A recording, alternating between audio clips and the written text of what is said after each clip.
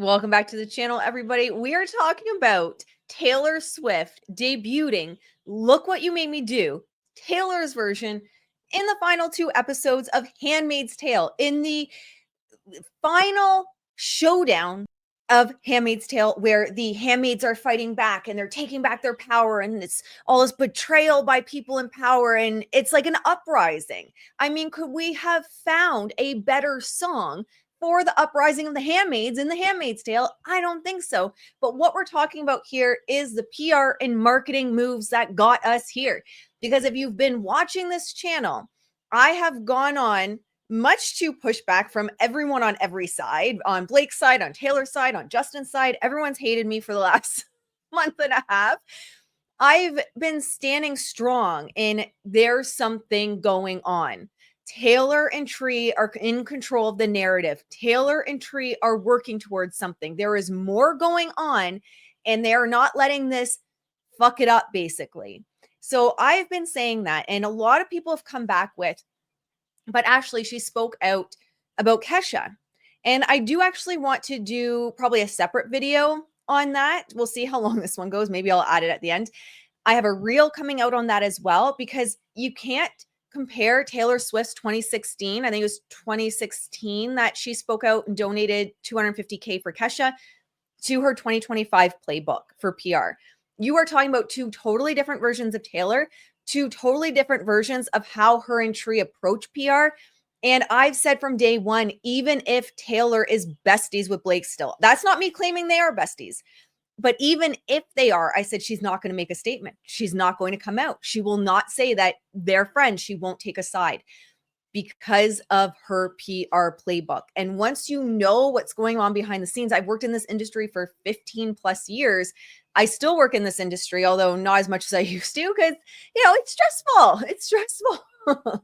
But once you see what's going down, you can see the moves. Does it mean I'm going to be 100% right all the time? Well, no, because the reality is one of the most powerful positioning pieces that Taylor and Tree maintain is the ability to pivot.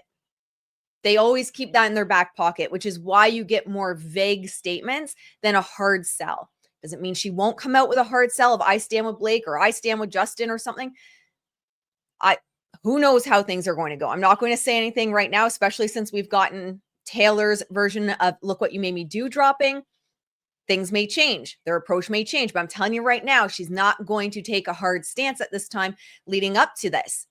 But let's break this down a bit. I want to look at what got us here. But to get us here, which is the top stories, The Handmaid's Tale uses Taylor Swift's Look What You Made Me Do, we need to go back a bit. So come on a journey with me.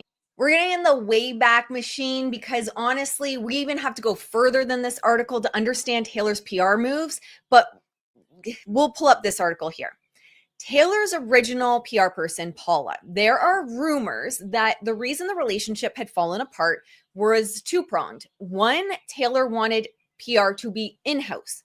That's what she got with Tree. Tree quit her job and is the exclusive publicist for Taylor Swift. It is literally a full-time job.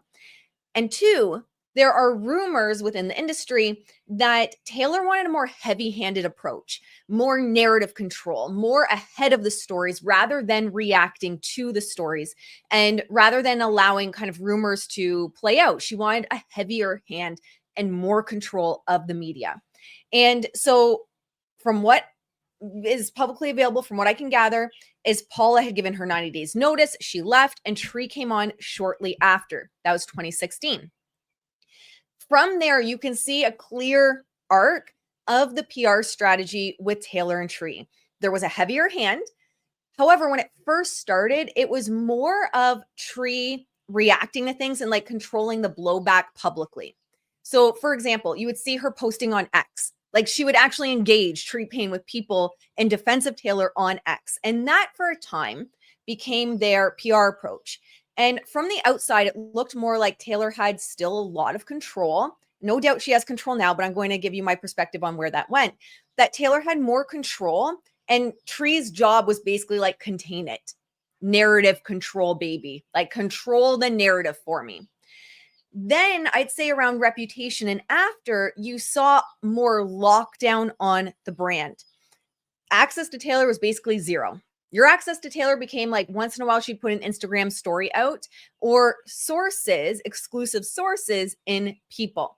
And it was after Reputation that you really started to notice a pattern with Taylor and her PR team that if you heard anything from them, it was sources in People magazine. Now, does this mean that every single exclusive in People or every single source in People is Taylor and Tree? No, it doesn't. But it does mean if you're looking for Easter eggs or winks to her community or to the public, that is where you go. And I think this is also where a lot of confusion started happening when this article, I think it's going to be on the other side when it posts, but this article in People came out. Taylor Swift and Blake Lively's friendship has halted. The singer wants no part in the drama.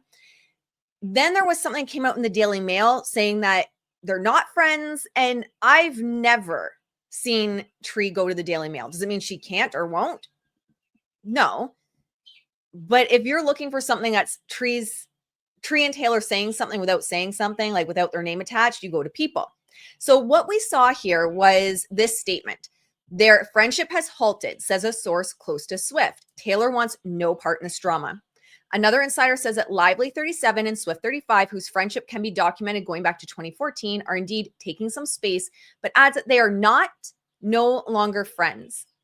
This is PR speak. It's intentionally vague. And when this came out, I said, what we're seeing is Taylor play both sides of the coin. She's playing both sides and not taking a hard stance. And this really gives her a lot of wiggle room to either come out against Blake at one time if things get really, things are bad, but worse.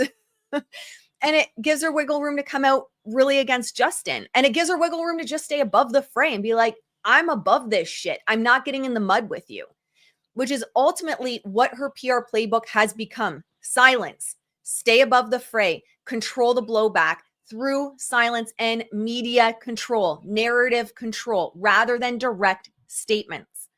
And so when I saw this article, I said, one, I think this is one of the things that we can probably attribute strongly to Tree and Taylor. Again, is it a guarantee? No, but I would say I am comfortable saying this is Taylor's team.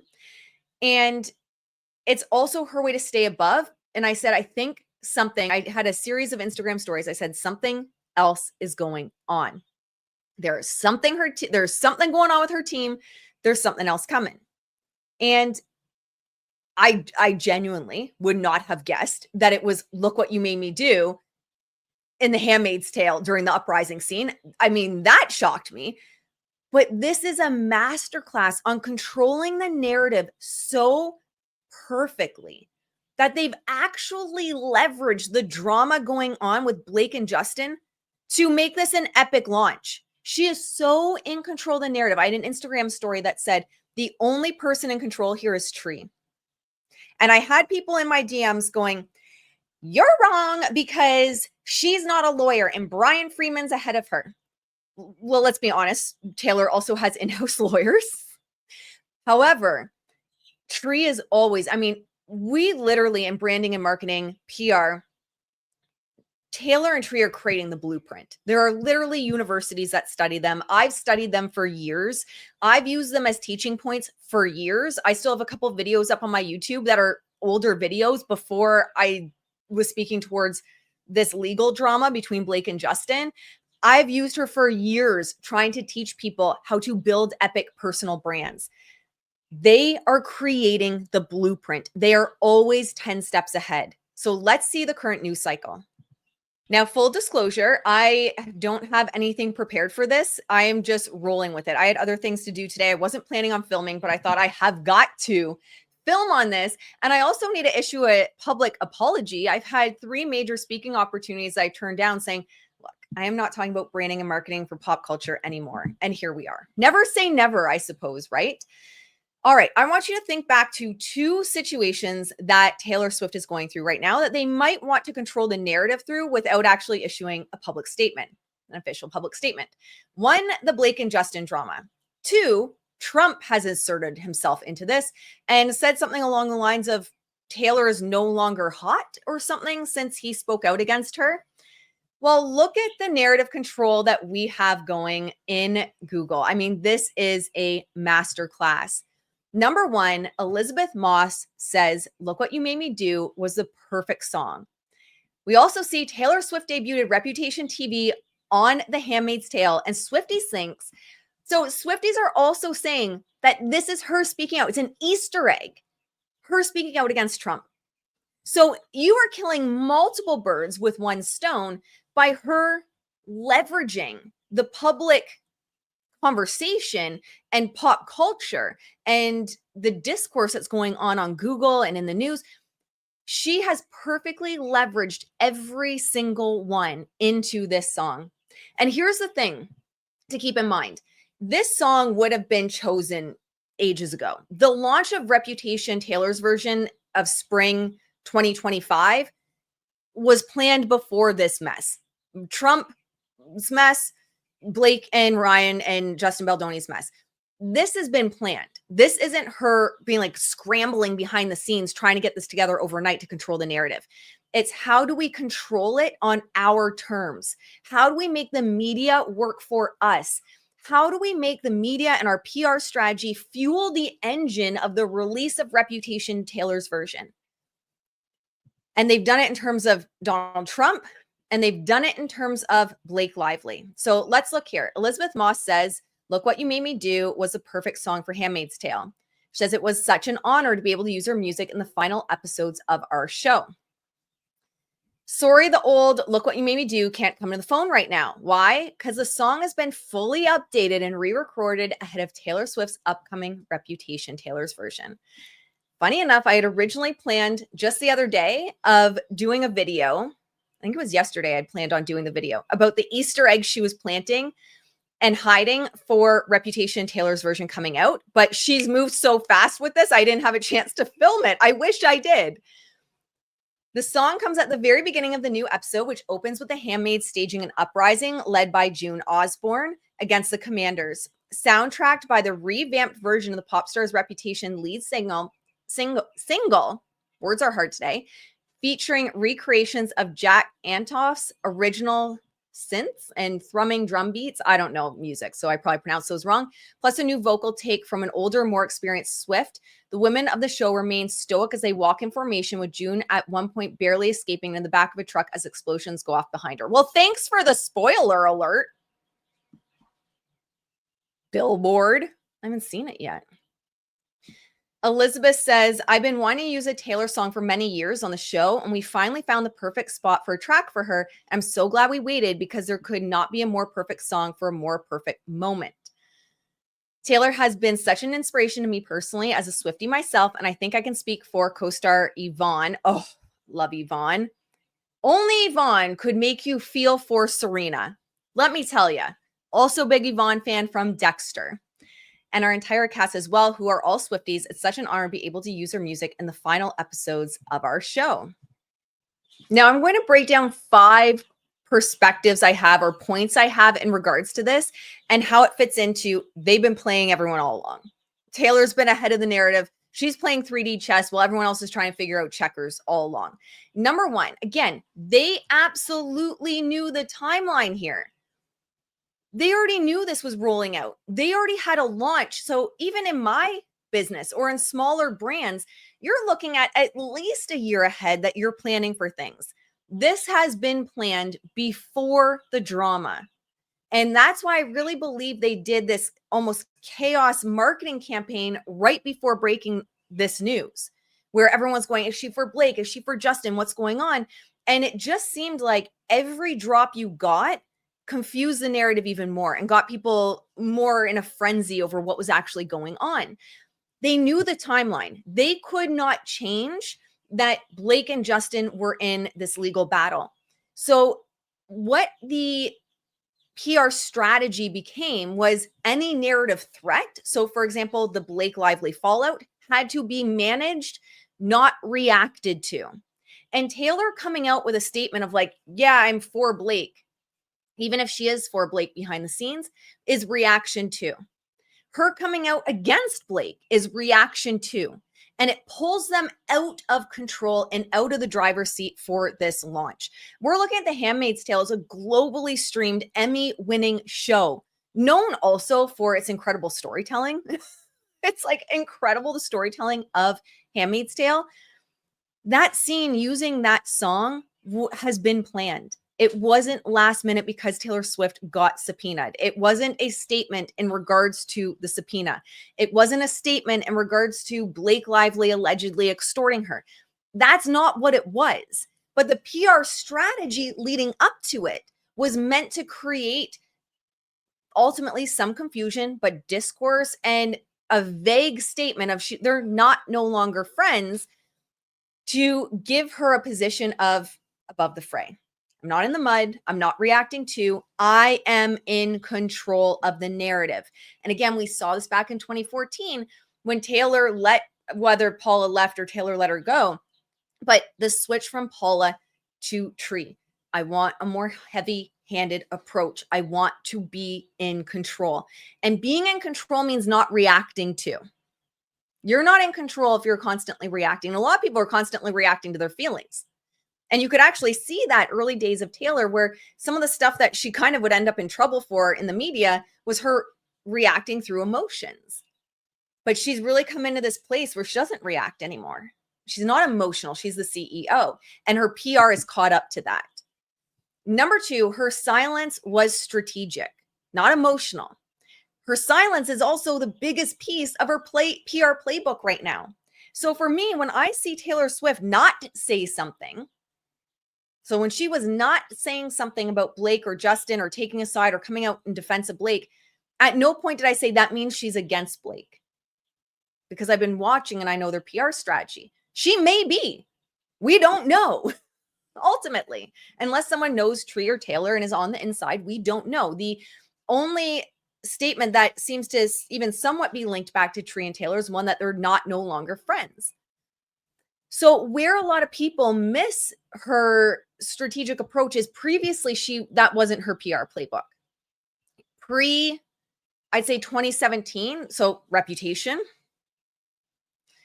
there was more of reacting to, emotional reacting to, more of a public display of support. And we saw that with Kesha. But since 2017, it's slowly over time gotten less and less and less. And this situation is so messy. I've had people say all she needed was a picture with Taylor. Why? Why risk her launch of Reputation, Taylor's version, to what? She risks her brand. And then it becomes, once you insert yourself and take a hard stance, you're not in control of the media anymore, because the media can take it either way. The public can take that either way. By staying silent, she has remained in control. Whether she came out and spoke against Blake publicly, she'd be inserting her own voice, something that means a lot to people, into it. It could have backfired. Had she defended Blake, while knowing that there's a very real backlash going on online, she risks alienating a significant portion of her fan base. And that's another piece to keep in mind as well. Is she alienating some of her fan base by picking a side? But either move, either for or against Blake, like a hard stand, a hard line in the sand, would have muddied the focus. Instead, she played silent and she let the drama run its course, and she stayed firm in the approach they were taking for Look What You Made Me Do, and leveraged the narrative in the media for her own advantage. She's basically created the same storm that launched the original Reputation. You can't pray for that kind of perfect storm, lightning in a bottle, to happen. Not just Trump coming out against Taylor and making a statement right before all this launches, but the issues with Blake and Justin. You cannot manufacture that level. Well, in some ways you could say that she did that, and I don't mean this in a shady way, manipulated the narrative, controlled the narrative to manufacture it in many ways. But there's no way she could have planned that this all would have happened at the same time. And this is also why the statement from the source close to Taylor was so carefully worded. Halted is temporary. It leaves the door open for reconciliation, but it also leaves the door open for, you've gone too far, and I am closing the door permanently.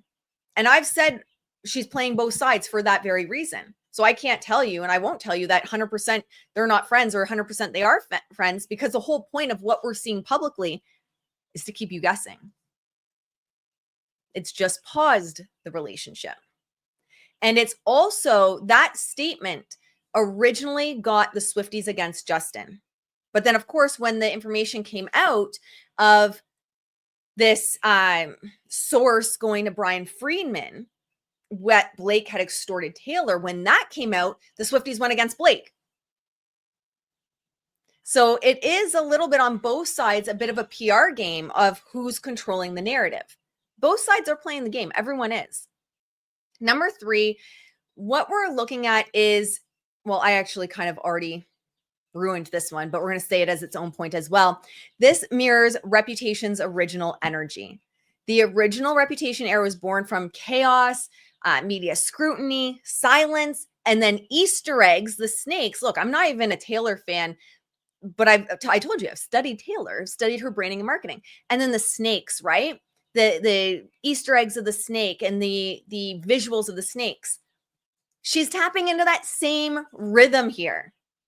The public drama, her saying nothing, her going silent, the speculation on why she's silent, where she is, her team making vague statements, and boom, artistic revenge. You can't script this. She's recreating, by leveraging what's happening publicly, the conditions that made Reputation so fucking iconic in the first place. But this time, she's creating the narrative. It's on her terms. She's a step ahead of everyone else. She learned a very effective playbook with the original Reputation, but this time it's on her terms. Number 4, and I got a lot of pushback on this from Swifties and everyone alike, which is totally okay. What we saw was pap walks. And people were pushing back and saying, no, she was out with a baby and with family and with Travis. Those weren't pap walks, but she went from silent to very strategic sightings of Taylor.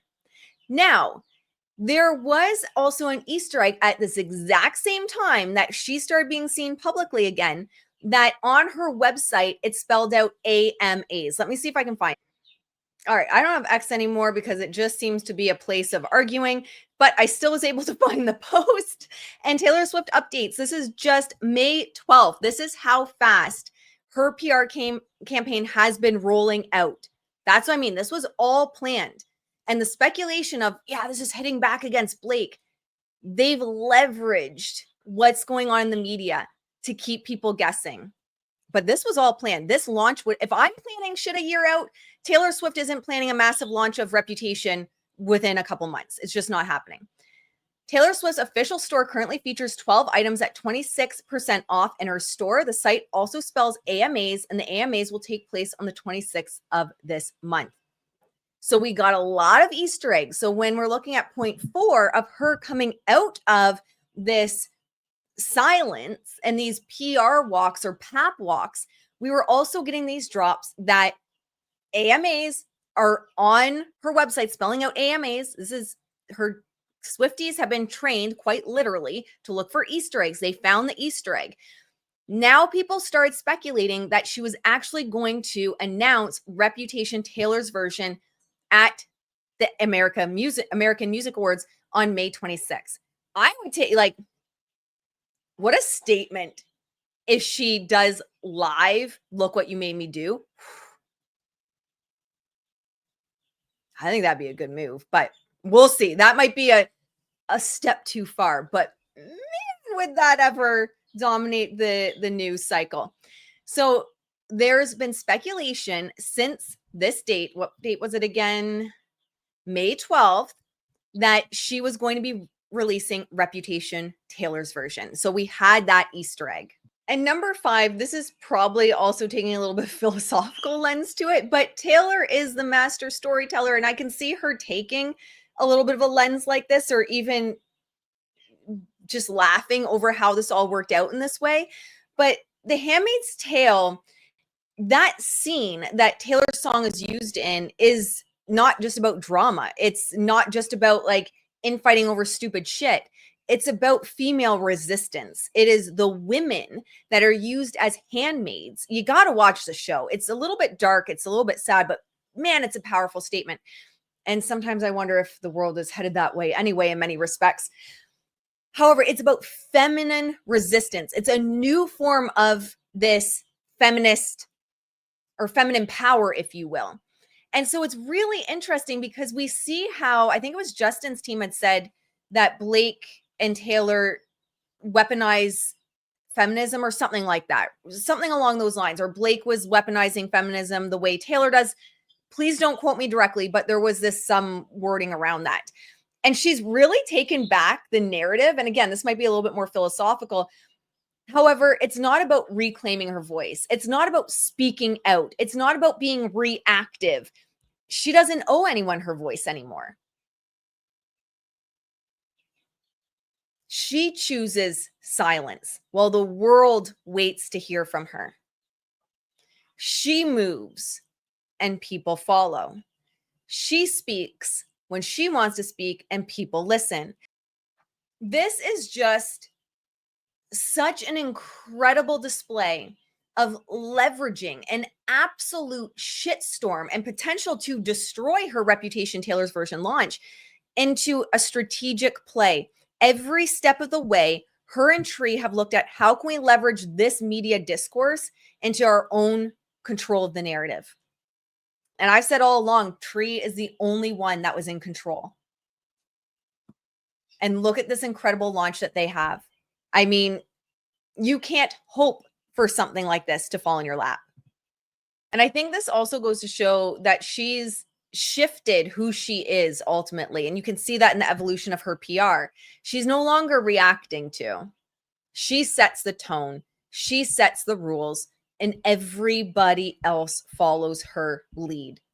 So I would say I'm staying by what I've originally claimed, where there was, well, obviously it's out now, but there was something bigger that was happening. I'd said it doesn't really make sense to me. It seems like something else is going on. I couldn't have guessed it was Reputation TV because I'm not behind the scenes with Taylor, but that was a strategic rollout. And does this mean that Taylor is friends with Blake or not friends with Blake? You know, I think honestly, it's neither here nor there at the end of the day in terms of the discourse and the narrative control that Tree and Taylor have put out. I've said they've intentionally, I said in my Instagram stories, it was a chaos campaign to create confusion. But it also got the internet buzzing. The little drops that she did put out, the little stops with Travis and the little PR drops that she did put out got things buzzing. And it was brick by brick by brick by brick setting it up for Reputation TV. But she had to ensure that she wasn't positioned as the villain. And I would say that she hasn't named who the villain is. So people that are saying, oh yeah, this female uprising scene, and this is a statement, you know, she's making the statement towards Blake. This is a statement to show Blake that she's against her. This would have been planned a long ass time ago. It would have been planned a long time ago. This, again, stuff like this isn't just launched out of thin air or from reacting to, because you are not in control of the narrative if you are reacting to others. She doesn't react to, she sticks to the script. It actually reminds me of a statement one of my business coaches along the way has said, and she says,